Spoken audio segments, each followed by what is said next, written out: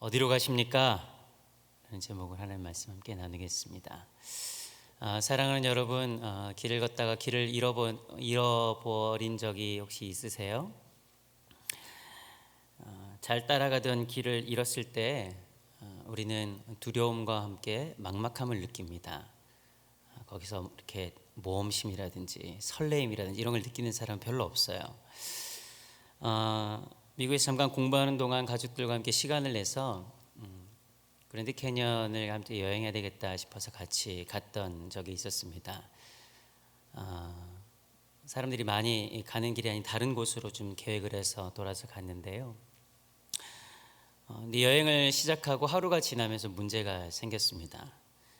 그때 알았어요. 신평주 목사님이 저한테 차를 주고 가시면서 여기는 내비게이션이 안 되니까 꼭 차량용 내비게이션을 갖고 다녀야 된다 그러셨는데, 제가 그 전까지는 그 얘기가 무슨 말인지 잘 몰랐거든요. 근데 그 여행을 하면서 그 말이 무슨 뜻인지 알았어요. 구글 지도가 이렇게 잘 작동하던 핸드폰이 갑자기 멈추더니 구글 지도가 연결이 안 되는 겁니다. 라스베가스에서 유타주를 넘어서 그랜드 캐년 북쪽으로 이렇게 달려가다 보면 한참을 달려가야 해요. 운전을 10시간 넘게 했던 것 같은데, 구글 지도가 방향을 잃고 어디로 가야 될지 모르는 상황에 처한 겁니다. 금방 마을 하나를 지나서 한 30분 정도 달린 것 같았는데 그 좌우로는 아무것도 없어요. 돌무더기랑 자라다가 만 풀 같은 것들.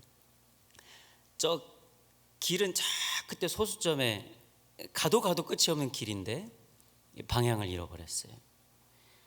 아찔하더라고요. 가족들을 데리고 1학년짜리 3학년짜리 애들을, 그때는 유치원생이었죠. 유치원생 2학년짜리 애들을 데리고 아무것도 안 나오는 길을 가지도 못하고 돌아가지도 못하고 어디로 가야 되는지 내가 어디에 있는지도 모르는, 아무것도 할 수 없는 그런 상황이 돼버렸어요. 신경은 굉장히 예민하게 곤두서고 뭘 물어봐도 말도 잘 못하겠고 마음은 생각처럼 차분하게 가라앉지도 않더라고요. 머리는 캄캄하고 행동은 이전 같지도 않았습니다. 그럼 감각을 잃어버리니까 운전하는 것도 힘들어서 제가 속도 위반을 2번이나 했어요. 그래서 저희 아이들이 그때 얘기하면 아빠가 그때 속도 위반했다고 그렇게 기억하거든요. 겨우 오던 길을 유턴해서 되돌아와서 작은 마을 하나를 찾아서 저희가 묵으려고 했던 숙소를 겨우 찾아가서 안심했던 기억이 납니다. 그날 일정은 엉망이 되고 말았죠. 여러분, 이런 종류의 길을 잃어버리진 않더라도 우리가 인생을 살아가다 보면 길을 잃어버리는 경험들을 자주 하게 됩니다. 계획이 실패하고 시험에 떨어지고 또 경쟁에서 밀렸을 때, 원하던 목표를 상실하고 어디로 가야 할지 막막한 상태에 처할 때 우리는 길을 잃은 것 같은 두려움에 빠집니다. 마치 끈 떨어진 연처럼 하염없이 추락하는 우리의 인생 같고 그 연이 내 모습 같은 그런 느낌이 들 때가 있습니다.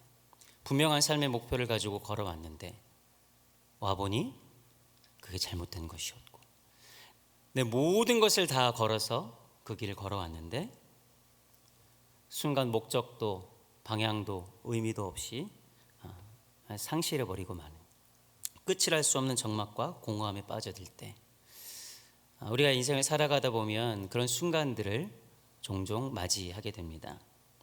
여러분, 그때뿐만 아니라 우리가 원하던 목표를 달성했을 때도 이런 감정은 우리에게 찾아옵니다. 바라던 무언가를 이루었을 때도 순간적으로 허무함이 밀려오면서 어디로 가야 할지 방향을 상실해 버릴 때가 있어요. 여러분, 사실 길을 잃어버린다는 것은 이제 다음 스텝을 어떻게 해야 되는지를 잃어버리는 것이기도 하지만 지금 내가 어디에 있는가를 잃어버린 것이기도 합니다. 그래서 길을 잃어버렸다는 영어의 표현 I'm lost, 이제 이 설교 들어오기 전에 신평주 목사님한테 확인했어요. I'm lost, 길을 잃어버렸다는 게 나를 잃어버렸대. 내가 잃어버린 바 되었대. 그 길을 잃었다는 뜻이거든요. 내가 어디에 있는지 내 존재가 사라져버린 듯한 느낌. 그런데 여러분, 길을 잃어야 찾는 것이 있습니다. 길을 잃을 때 비로소 깨닫는 것이 있지요. 그것은 사실 길을 잃지 않으면 우리가 내가 어디에 서 있는지, 어디로 가고 있는지 우리는 잘 생각하지 않습니다. 길을 잃고 헤맬 때 우리는 우리가 서 있는 위치를 찾게 되고 우리가 옳게 가고 있는지 우리의 삶을 점검하게 되죠. 중간에 우리의 길을 점검하지 않으면 겨우 도착했을 때 우리가 도착한 그곳이 우리가 목적하던 바, 계획하던 바, 꿈꾸던 바가 아니라는 것을 뒤늦게 확인할 때가 우리는 종종 있지 않습니까? 여러분, 우리는 이렇게 원하지 않게, 계획이 없던, 생각하지 않게 길을 잃게 됩니다. 여러분, 이것이 인생이에요. 이것이 인생. 오늘 우리가 읽은 본문에서는 길을 잃은 두 사람을 만나게 됩니다. 어디로 가고 있는지 스스로 알지 못하고 목적을 상실한 채 그저 본능에 따라 움직이고 있는 사람. 한 사람의 이름은 다음 절에 나오지만 글로바라 하는 사람이고, 다른 한 사람은 누구인지 끝끝내 누가사도는 밝히지 않습니다. 누가복음을 저술한 이 누가는 이 사람들이 25리 정도 되는 엠마오로 가고 있다고 오늘 보면 13절에서는 이야기하고 있습니다. 25리는 지금 거리로 환산하면 한 10km쯤 되는 거리겠지요. 10km. 그러면 한 3시간이면 당도할 거리인가요? 그렇게 먼 거리는 아닙니다. 예루살렘에서 3시간 정도 되는 비교적 가까운 성이지요. 사실 지금 그 엠마오라는 도시를 정확하게 알 수는 없습니다. 엠마오 기념교회가 있긴 하지만 거기가 거기인지는 아무도 모릅니다. 두 사람은 엠마오를 향해 가며 근간에 있었던 일들을 서로 문의하고 서로 대화를 나누죠. 이해할 수 없는 일과 충격적인 일들로 사로잡혀 있던 그들은 아마 서로가 무슨 얘기를 나누고 있었는지도 아마 잘 모르지 않았을까요? 아주 충격적인 일들로 가득한 며칠을 보내고 있었으니까요.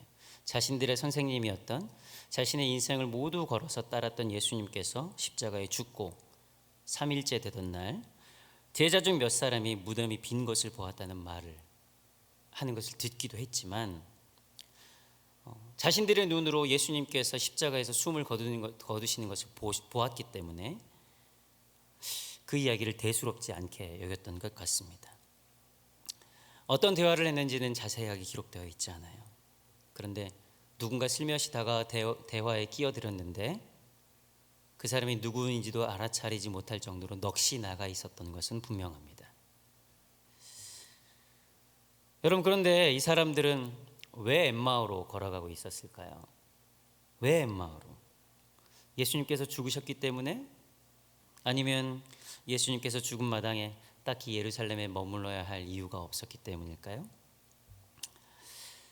아니면 예루살렘에 머물다가는 자신들도 봉변을 당할 수 있기 때문에 도망갔던 것일까요? 이 세 가지 이유 다 타당한 이유가 있습니다. 타당합니다. 실제로 예수님을 십자가에 매단 유대인들과 로마 군인들은 이제 그 잔당들을 처리하기 위해 예수를 따르던 제자들을 막 잡으러 다녔거든요. 그래서 제자들은 그들이 있는 곳에 문을 걸어 잠그고 있었습니다. 그리고 12제자를 제외한 나머지 다른 많은 사람들, 예수님의 제자들을 구분할 때 예수님과 예수님 곁에 있는 3명의 제자, 12명의 제자, 70인의 제자, 500의 형제들 이렇게 구분하잖아요. 이 12제자를 구분하고 나머지 사람들은 이미 도망가고 있었기 때문이에요. 지금으로는 엠마오로 두 사람이 떠난 이유를 정확하게 알 수는 없지만 이들이 걸어가며 슬픈 빛을 띠고 대화를 나누었습니다. 여기 뒤에 보면 예수님께서 묻자 슬픈 빛을 띠며 이야기한 장면이 나오거든요. 이 슬픈 빛을 띠고 대화를 나누었던 것을 유추해 보자면 이들이 자신들의 지금 이 슬픈 마음을 안식할 수 있는 곳, 위로를 얻을 수 있는 곳, 조금은 앞날을 알 수 없는 두려운 상황 속에서 조금은 심기일전하고 마음을 추스릴 수 있는 곳으로 가지 않았을까 짐작할 수 있습니다. 오랜 여행의 피로를 풀고 내일을 구상해 볼 수 있을 만한 곳, 그곳이 바로 엠마오가 아니었을까, 혹자는 그곳이 그들의 고향이 아니었을까 이렇게 말하기도 합니다. 아무튼 이들은 지금 예수님께서 죽임을 당하고 아직 위협과 살기가 등등한 예루살렘을 떠나 한때는 자신들의 꿈과 삶의 모든 것을 얻을 수 있다고 여겼던 그 예루살렘을 등지고 자신들이 생각하기에 안전한 엠마오로 걸어가고 있었습니다. 엠마오로 가던 두 사람은 근간에 일어났던 일을 이야기하고 있었다고 그랬어요. 그때 예수님께서 다가가서 이 사람들에게 묻습니다. 무슨 이야기를 그렇게 하고 있습니까? 하지만 그들은 여전히 그들에게 다가와 묻는 그이가 예수인지 깨닫지 못하고 있었죠. 여러분, 그들이 예수님을 깨닫지 못했다고 하는 데는 두 가지 정도의 의미가 담겨 있습니다. 첫 번째는 여러분, 오랫동안 따라다녔던 사람들, 적어도 2, 3년 이상 따라다녔던 사람을 알아보지 못한다는 건 굉장히 이상한 일 아니에요? 그렇죠? 그런데 사실 지금 예수님은 부활하신 몸입니다. 부활하신 몸은 이전의 몸과는 확연히 다른 몸이었습니다. 예수님의 제자들이 문을 걸어 잠그고 있었던 그때에 벽을 통과하셔서 나타나셨잖아요.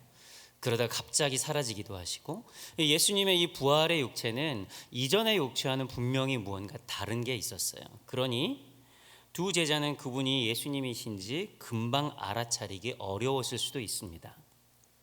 부활하신 예수님의 모습은 이전과는 분명히 달랐기 때문이겠지요.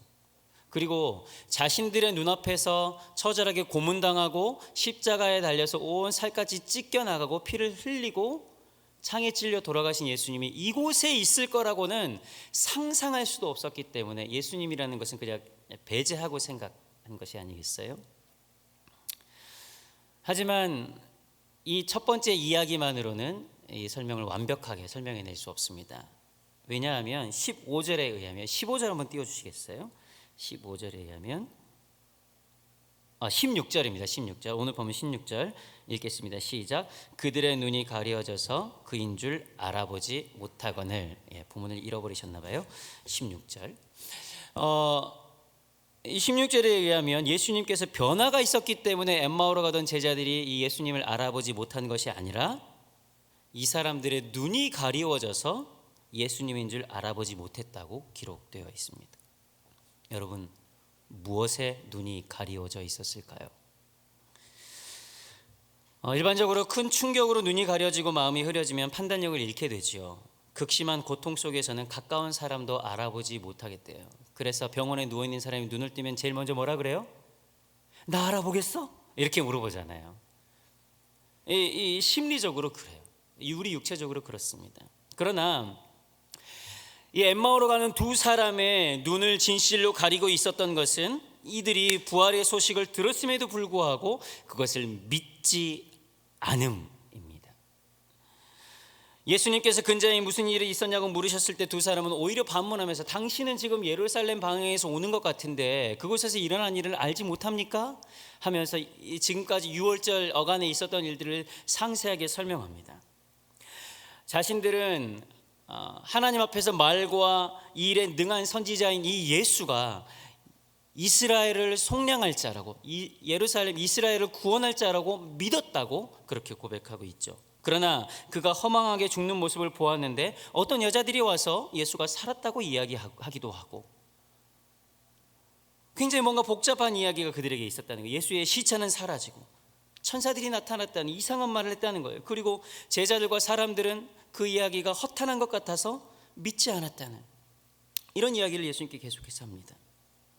여러분, 엠마오로 가는 두 사람은 분명히 예수님이 살아나셨다는 이야기를 들었음에도 그 사실을 믿지 않았습니다. 예수님을 따라다니던 이 두 사람은 어쩌면 예수님께서 고난당하시고 사흘 만에 부활하신다는 예수님의 이야기를 예전에 들었을 때에도 믿지 않았을지 몰라요. 그들이 예수님을 따라다닌 이유는 고난당하시고 부활하실 예수님이 아니라 이스라엘을 구원하실 분이라고 바라고 있었기 때문이죠. 자신들이 상상하던 예수님과 실제 예수님의 모습이 너무나도 달랐던 거예요. 이스라엘을 구원하실 메시아가 잡혀서 고난당하고 결국 죽는다는 것은 그들에게 비유적인 이야기일 뿐이지 실제로 일어나서는 안 되는 이야기였던 거예요. 마치 인자가 고난받을 거라는 이 이야기에 베드로가 예수님의 멱살을 잡고, 마가복음에 보면 예수님에게 항변하여 이르되, 이 원어적으로 보면 멱살을 잡았다 이런 뜻이에요. 예수님의 멱살을 잡고 그러면 안 된다고 했던 베드로처럼 엠마오로 가고 있는 이 두 사람은 예수님을 향해 다른 생각을 가지고 있었던 게 자신들만의 생각을 가지고 있었던 것이죠. 그래서 그들은 예수님의 가르침도 여인들의 증언도 믿지 않았습니다. 그 기대가 허망하게 꺾여버린 이 사람들은 슬픈 마음을 품에 안은 채 그럼에도 불구하고 예수님의 사역과 말씀과 가르침을 계속해서 기억하면 너무나도 마음에 헷갈리는 거예요. 너무나도 마음이 복잡한 거예요. 예수님이 거짓말할 리 없는데, 죽은 사람이 다시 살아날 수 없는데, 이게 이 마음속에 계속해서 소용돌이치는 생각 때문에 눈이 가려져 있는 것이죠. 이 표현할 수 없는 복잡한 마음을 가진 채 그들은 지금 예루살렘을 등지고 떠나고 있습니다. 사랑하는 여러분, 그들의 마음의 눈을 가린 것, 그들의 눈을 가린 것은 무엇입니까? 그들의 눈을 가린 것은 바로 믿음 없음입니다. 여러분, 믿음 없음은 예수님이 물 위를 걸어와도 그가 예수인지 알아차리지 못하게 합니다. 여러분, 믿음 없음은 하나님이 모세를 통해 홍해를 갈라도 조금 있다가 물이 없다고 아우성되게 만드는 것이 바로 믿음 없음입니다. 믿음 없음은 10가지 재앙으로 그 거대한 애굽의 위력을 무너뜨렸음에도 불구하고 가나안 땅의 거민들이 거인처럼 보이고 자신들은 메뚜기처럼 보이게 만드는 것이 바로 믿음 없음입니다. 믿음 없음은 부활하신 예수님의 소식을 들어도 그것을 받아들이지 못하게 합니다. 믿음 없음은 부활하신 예수님께서 지금 곁에 걷고 있어도 그 예수님을 깨닫지 못하게 하는 것이 바로 믿음 없음입니다. 이 믿음 없음에 눈이 가리워 엠마오로 가는 두 사람은 함께 걷는 이가 예수인지 깨닫지 못했지요. 여러분, 우리도 동일합니다. 우리의 믿음은 어디에 있습니까?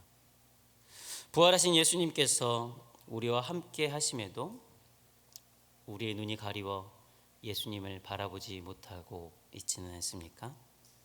믿음 없음은 우리와 함께 동행하고 계시는 부활하신 예수님, 우리를 누구보다도 사랑하시는 예수님, 우리를 위해서 목숨을 다해 선한 목자가 되시는 예수님, 길과 진리와 생명 되신 예수님을 발견하지 못하게 합니다. 여러분, 예수님은 이 믿음 없는 엠마오로 가는 두 사람을 책망하지 않으시고 그의 가르침을 다시 한번 소상하게 알려주십니다.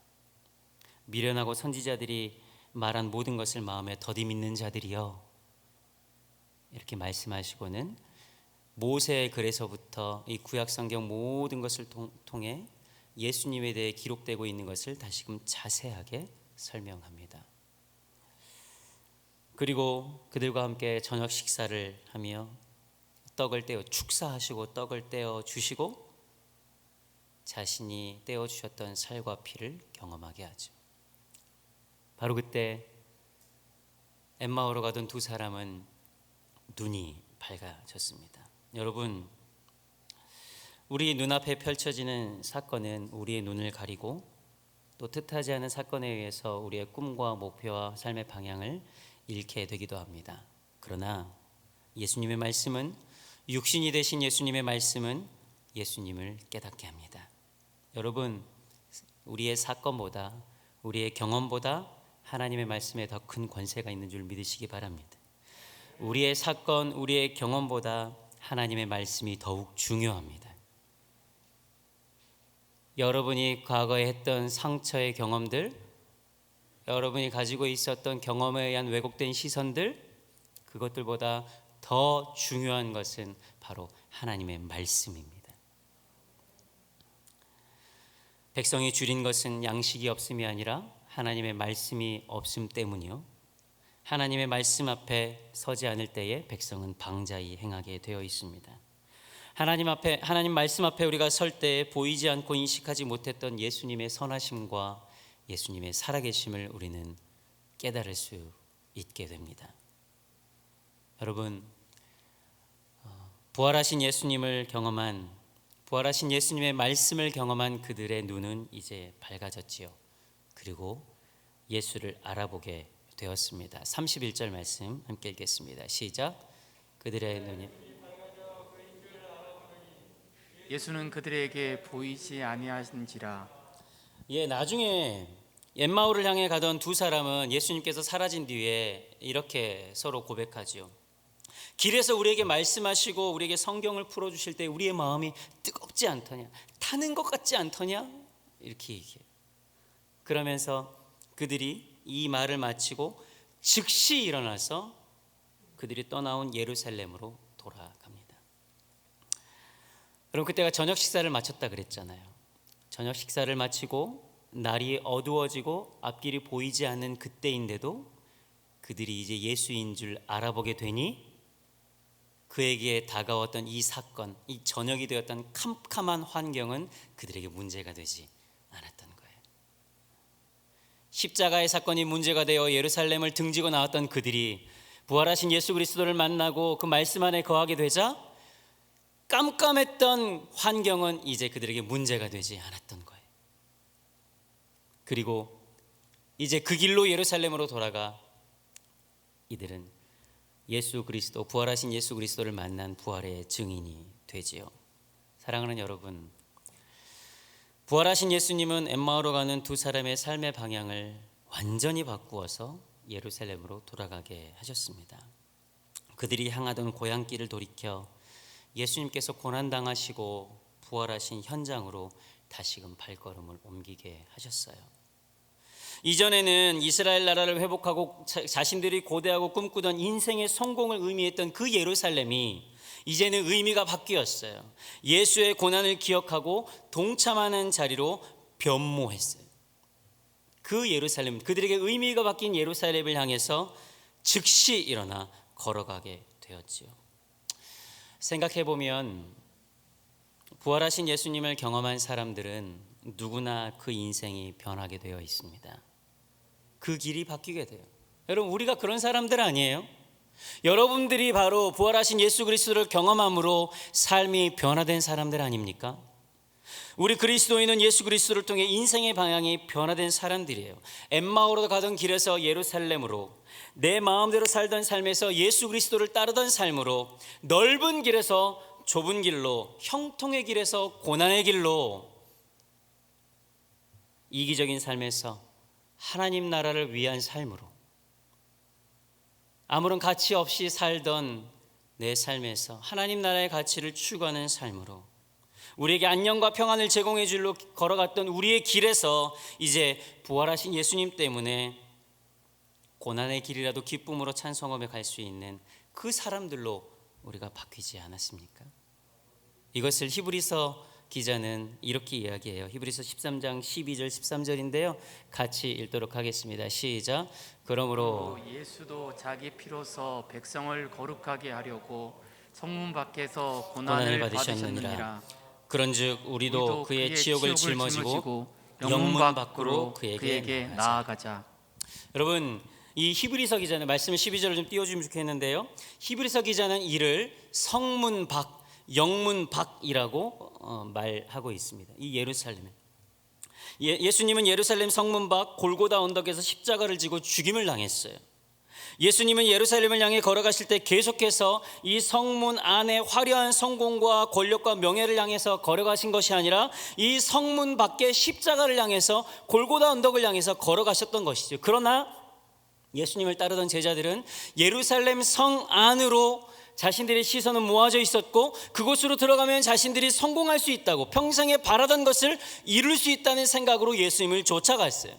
영어 성경에 보니까 예수님은 계속해서 outside the city라고, 예루살렘의 성 밖이라고 지속적으로 이야기하고 있고, 13절에는 outside the camp라고 이야기하고 있어요. 이 캠프의 바깥이라고 이야기하고 있어요. 그러나 제자들은 예수님을 쫓아가면서도 성문 밖 고난의 현장이 아닌 예루살렘 성문 안 inside the camp, 자신들이 인사이더로 살 수 있는 그곳으로 지속적으로 걸어가려고 했다는 것이지요.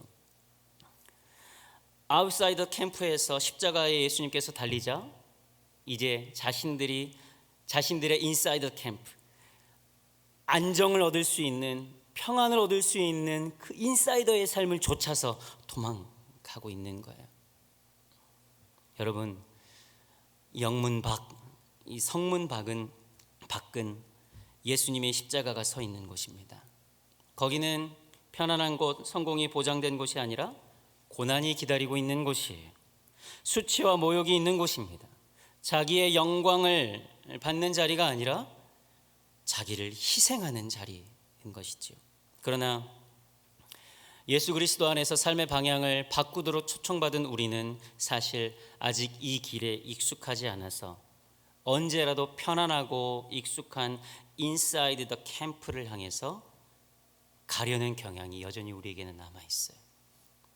내 뜻이 이루어지지 않으면, 내가 바라던 그 꿈이 성공하지 않으면 언제라도 그 아웃사이드 캠프를 박차고 돌아가려는 준비가 우리는 되어 있다는 거예요.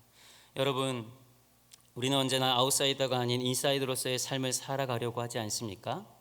엠마오를 향해 걸음을 내딛었던 제자가 그랬고, 물고기를 잡으러 돌아갔던 베드로와 그 제자들이 그랬어요.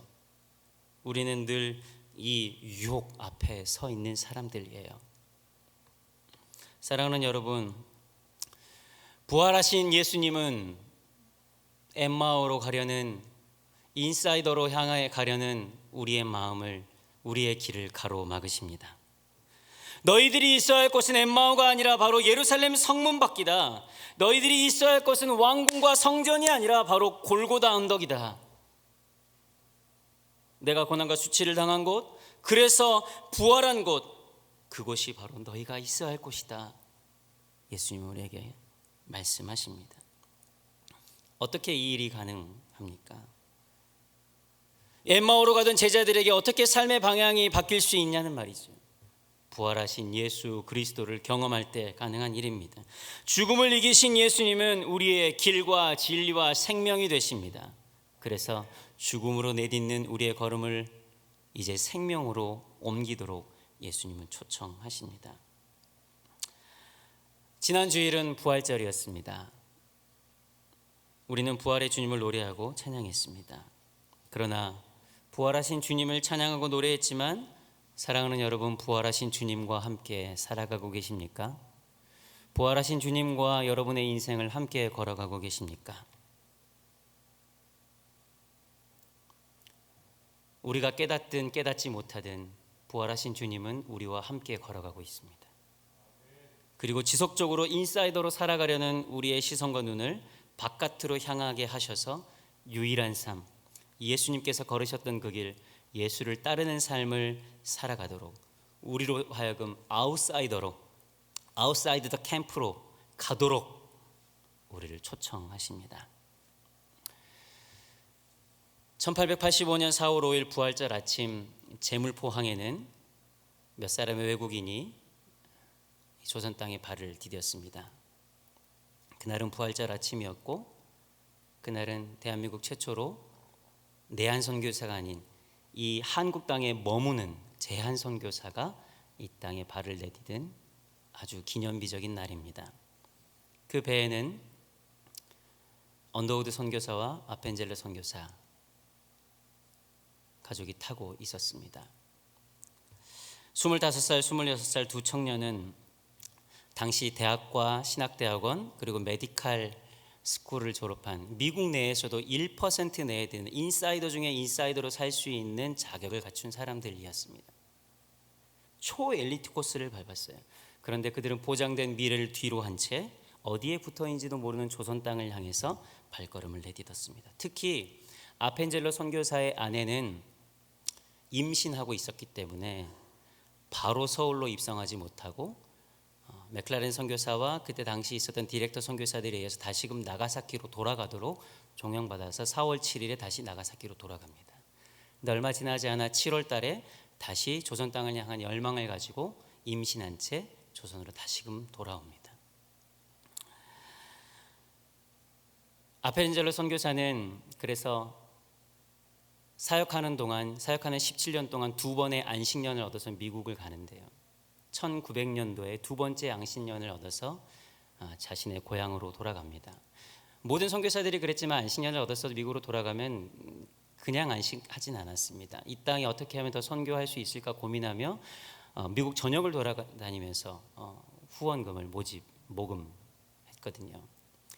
근데 오랜만에 아버지를 만난 이 아펜젤러를 만난 아버지는 아펜젤러에게 이렇게 얘기합니다. 아들아, 네가 나보다 더 늙었구나. 그때 아펜젤러의 나이가 40이었습니다. 그도 그럴 것이 아펜젤러의 여권, 그때 당시 여권에는 신체가 뭐라 그러죠? 신장도 몸무게도 좀 기록이 되어 있었던 것 같아요. 아펜젤러가 25살에 우리나라에 처음 들어왔을 때는 몸무게가 90kg이 넘었는데 1차 안식년에는 63.5kg, 2차 안식년에는 59.6kg에 불과했습니다. 아버지가 아들아, 네가 나보다 더 늙었구나. 이제 나랑 좀 같이 살자. 이렇게 얘기했을 때 아펜젤러가 이렇게 얘기합니다. 아버지, 하나님 나라는 미국이라고 더 가까운 것도 아니고 조선이라고 더 먼 것도 아닙니다. 저는 조선에서 살다가 조선에서 죽어 하늘나라에 가겠습니다. 이렇게 말을 마치고 이렇게 아버지께 전하고 조선으로 돌아온 지 2년 만에 1902년도 목포에 있었던 성서번역위원회 모임을 위해서 인천에서 배를 타고 목포를 향해 가다가 군산 앞바다에서 군산 앞바다 어청도에서 배가 충돌하는 선박 사고가 일어납니다. 그때 아펜젤러 선교사가 타고 있던 배는 침몰하게 되고 당시에 22명이 죽게 됩니다. 사실 아펜젤러는 외국인이었기 때문에 구조선에 의해서 가장 먼저 구조해야 할 1호 구조 대상자였어요. 실제로 아펜젤러는 구조되었습니다. 그러나 이 아펜젤러는 많은 사람이 죽어가는 것을 볼 수 없어서 바다에 뛰어들고 조선인 학생 한 명을 구하고 난 뒤 자신의 조사 조한규와 함께 바닷속으로 수장되고 맙니다. 당시 신문은 그가 마지막까지 한 생명을 살리기 위해 노력했다고 대서특필했습니다. 그의 묘가 있는 양화진 외국인 묘지 제1묘역 자열 4번째 묘에는 그의 시체는 없고 유품만 붙여 있습니다. 여러분,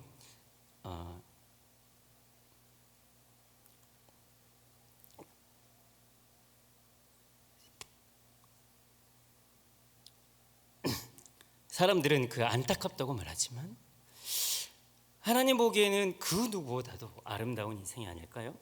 사실 이 아펜젤러의 삶을 증명할 수 있는 것은 이 1885년도에 엄마 뱃속에 있었던 앨리스라는 아이인데요.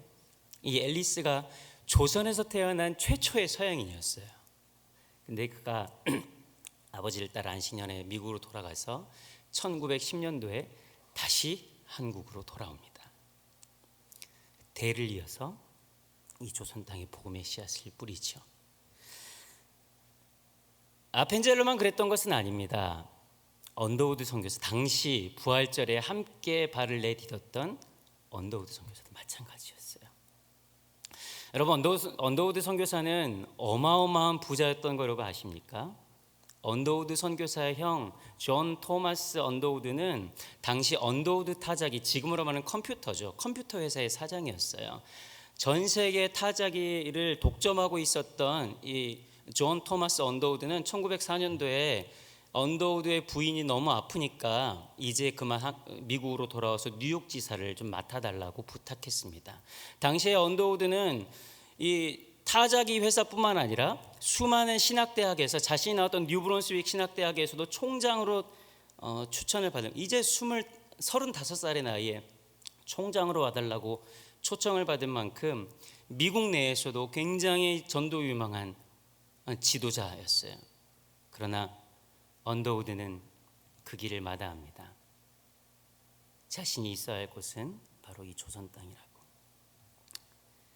그리고 그 언더우드의 가문도 4대를 흘러 이 땅에서 복음을 전하는 가문이 되었죠. 사랑하는 여러분, 어떻게 이 일이 가능했을까요? 전도 유망한 한 젊은이들이 자신의 성공과 명예와 삶을 뒤로 할 수 있었던 것은 부활하신 예수님을 만났기 때문입니다. 그리고 그와 동행하는 삶을 살았기 때문이지요. 여러분, 글로벌하고 밝혀진 한 사람과 끝끝내 이름이 밝혀지지 않은 그 사람은 누구일까요? 저는 바로 여러분이라고 생각합니다. 그리고 바로 저라고 생각합니다. 예수님께서는 우리를 만나셔서 우리의 삶을 바꾸셨고 이제 지속해서 인사이드로 가려고 하는 우리의 마음을 돌이켜 아웃사이드를 향해 예수의 길을 향해 가라고 우리를 초청하시고 보내십니다. 사랑하는 여러분, 예수님이 부활하셨습니다. 그리고 우리와 함께 하십니다. 이미 예수님은 우리가 우리의 삶 속에서 느끼고 있든지 그렇지 않든지 관계없이 우리와 함께 걸어가고 계십니다. 그리고 인사이드로 진입하지 못해 허우적대는 우리들에게 당신은 지금 어디로 가고 있느냐고 묻고 계십니다. 다시 한번 묻겠습니다. 여러분, 어디로 가고 계십니까? 같이 찬양하며 함께 기도하는 시간을 갖겠습니다. 많은 사람들이 입술로는 고백하고 많은 사람들이 그렇게 살겠다고 말은 하지만 정작 가지 않는 길이 있습니다. 그저 말로만, 그저 생각으로만 걷지 않은 그 길이 있습니다. 그래서 우리가 오늘날 한국교회가 이런 순환과 안타까움을 겪고 있는 것은 아닐까요? 오늘 찬양의 가사를 기억하면서 여러분, 이 이야기가 젊은 사람들, 전도 유명한 젊은 사람들에게만 해당되는 이야기가 아닙니다. 생명을 가지고 이 땅을 살아가는 우리 모두에게 초청하시는 하나님의 말씀이에요. 내 이야기가 아니라고 생각하지 마세요. 오늘 예수님께서 이렇게 우리를 초청하십니다. 함께 찬양하겠습니다. 많은 이들 말하고 많은 이들 말하고 많은 이들 노래는 하지만 정작 가진 않는 길 두려운 생각보다 많이 힘들고 험한 길보단 그저 말로만 가려기에 점점 멀어져만 가네. 내게 생명 주었던 그 길 점점 이용하려 하네. 내게 사랑 주었던 그 일 다시 복음 앞에 내 영혼 선해. 주님 만난 그때 나 다시 돌아가 주님께 예배드리며 다시 십자가의 길 걸으리. 우리 다시 한번 찬양할까요? 많은 이들 말하고 많은 이들 노래는 하지만 정작 가진 않는 길 두려운 생각보다 많이 힘들고 험한 길보다 그저 말로만 가려고 하기에 점점 멀어져만 가네.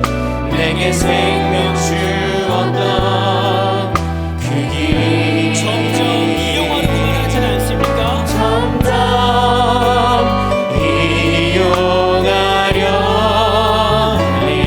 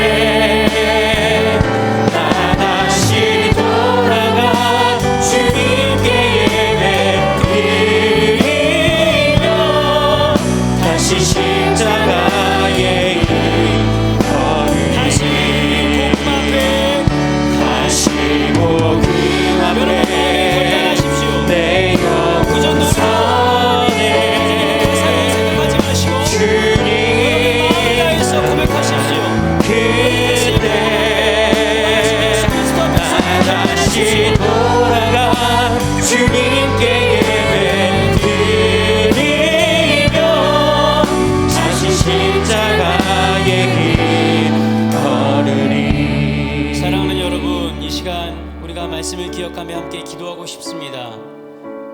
여러분은 이 글로버가 아닌 다른 한 사람이에요. 예수님께서 부르셨고 예수님께서 여러분 만나주셨지만 여전히 여러분 마음속에 있는, 우리의 마음속에 있는 우리의 꿈과 우리의 야망과 우리의 목표를 예수님 앞에 내려놓지 못하고 내게 일어난 작은 한 사건 때문에 다시금 길을 돌이켜 엠마오로 걸어가 버릴 수밖에 없는 연약한 자들 아닙니까? 여러분, 그러나 실망하지 마십시오. 부활하신 예수님께서 우리와 동행하고 계십니다. 부활하신 예수님께서 우리와 동행하셔서 우리의 삶을 다시 한번 예루살렘을 향해, 성문 밖을 향해 서도록 우리를 부르십니다. 여러분, 그 부르심에 그저 응답하십시오. 예수님은 오셔서 우리의 삶을 변화시키시고 우리를 바꾸실 것입니다. 예수님은 오셔서 우리를 그렇게 부활의 증인으로 사용하실 것입니다. 그 삶은 누군가 무엇이 대단한 삶이어서가 아니라 예수의 부활을 함께 살아가는 모든 이들에게 일어난 삶일 줄로 믿습니다. 사랑하는 여러분, 부활하신 예수 그리스도를 쫓아 살겠습니다 다짐하는 이 시간 되게 해달라고, 예수 그리스도와 함께 살아가는 우리들 되게 해달라고, 우리의 믿음 없음을 생망치 마시고 우리에게 주를 향한 믿음, 주를 향한 시선을 다시 한번 회복하게 해달라고 우리 주 이름을 세 번 부르며 함께 기도하겠습니다. 주